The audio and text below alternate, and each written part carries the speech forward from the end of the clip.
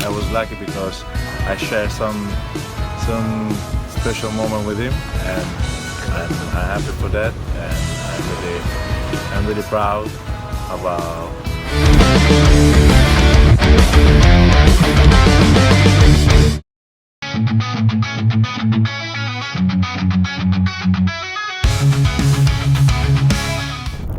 Menuju bulan Maret yang tinggal menghitung hari, tim kepelatihan yang dipimpin Coach Patrick Kluivert telah merampungkan sejumlah agenda di tanah air yang salah satunya yaitu memantau para pemain Liga 1 di kompetisi lokal. Sejauh ini, Coach Patrick diketahui menonton langsung 3 pertandingan Liga 1 yang diantaranya yakni Persija Jakarta versus PSBS Biak, Persita Tangerang versus Persik Kediri, dan juga Dewa United versus Persija Jakarta. Ya, guna mencari pemain yang dibutuhkan untuk dipanggil ke timnas Indonesia, kini sepertinya Coach Patrick sudah mengantongi beberapa nama yang nantinya bakal dipanggil. Dan usai melakukan serangkaian tur Liga 1 ini, legenda timnas Belanda tersebut memilih untuk rehat sejenak dan memutuskan untuk mudik terlebih dahulu ke kampung halamannya. Melalui Ketua Badan Tim Nasional Pak Sumarji, ia mengatakan bahwa sang pelatih sudah tidak berada di Indonesia dan akan kembali ke Indonesia pada awal Maret mendatang yang kemungkinan besar tepatnya pada 9 Maret. Ya, Coach Patrick dan jajarannya akan memulai debut kepelatihannya di bulan depan di ajang penting babak ketiga kualifikasi Piala Dunia 2026. Nah, berkaca dari itu, kembalinya Coach Patrick ke Belanda juga sekaligus disusul kabar baik dari pemain anyar skuad Garuda Ole Romani yang sudah pindah federasi dari KNVB ke PSSI dan dipastikan bisa membela timnas Indonesia di ajang bulan depan. Seperti yang kita tahu, Ole Romani telah mengambil sumpah WNI pada 8 Februari lalu di Inggris bersama Denmark dan juga tim Gaipans. Dan kini dari pengumuman FIFA, Ole Romani sudah resmi terdaftar sebagai pemain Indonesia, yang artinya penyerang 24 tahun itu eligible untuk memperkuat skuad Garuda di 2 laga terdekat. Ya, kepastian ini tentu membuat Ole Romani sangat bahagia, sebab sebelumnya ia mengungkap tak sabar dan begitu siap untuk membela tim merah putih. Dengan pengalaman merumput di sejumlah klub Eropa, Ole bisa menjadi senjata timnas Indonesia di sisa laga babak ketiga nanti.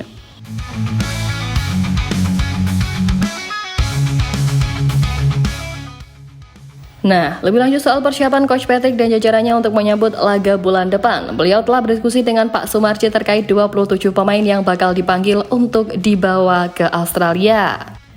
Namun menariknya, dalam rencana pemanggilan pemain itu, Coach Patrick bakal memunculkan wajah baru yang mana diketahui sudah dibocorkan oleh tokoh sepak bola tanah air. Ya, selain Ole Romani yang bakal melakoni debutnya di timnas Indonesia, pengamat sepak bola tanah air Roni Pangemanan pun mengungkapkan bahwa PSSI sedang mengupayakan nama Emil Audero untuk bergabung bersama skuad Garuda dalam waktu dekat. Pengamat yang akrab disapa Bung Ropan tersebut membeberkan kalau sudah ada pembicaraan antara ex-Inter Milan tersebut dengan Ketum PSSI Pak Erick Thohir terkait langkah naturalisasi. Emil Audero paling terdepan untuk mengisi pos kiper yang akan dinaturalisasi. Dia sudah berbincang dengan Pak Erick Thohir dan siap untuk membela timnas Indonesia. Diusahakan Emil sudah ada untuk lawan Australia, jadi sekarang masih digeber. Ya, Emil Audero memang merupakan kiper kelahiran Mataram, Indonesia, namun saat ini dirinya memegang paspor Italia. Berkarir sebagai kiper Como yang sedang dipinjamkan ke Palermo, pengalaman dan kualitas kiper berusia 28 tahun itu dianggap bisa menambah kekuatan skuad Garuda yang masih punya 4 laga sisa yang sangat menentukan di kualifikasi Piala Dunia 2026. Kekhawatiran jika Martin Paes bisa saja absen karena akumulasi kartu, Emil disebut sangat dibutuhkan Patrick Kluivert untuk melengkapi dan membawa ketenangan bagi skuad Garuda ketika Martin Paes harus berhalangan tampil. Namun meski begitu, jika ingin membela timnas Indonesia pada Maret mendatang, Emil Audero otomatis harus terbang ke tanah air terlebih dahulu.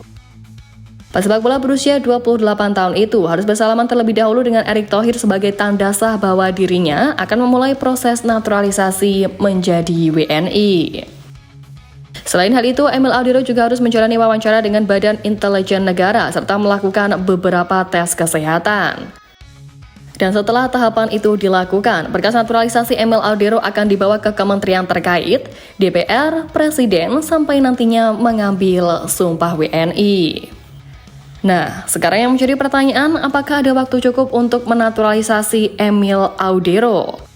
Pendaftaran pemain untuk laga Timnas Indonesia versus Australia ditutup pada Kamis 13 Maret atau kurang dari 1 bulan lagi. Sementara untuk melawan Bahrain, pendaftaran pemain ditutup pada Selasa 18 Maret. Lantas, bisakah Emil Audero membela Timnas Indonesia pada bulan depan? Menarik untuk dinanti gebrakan-gebrakan dari PSSI.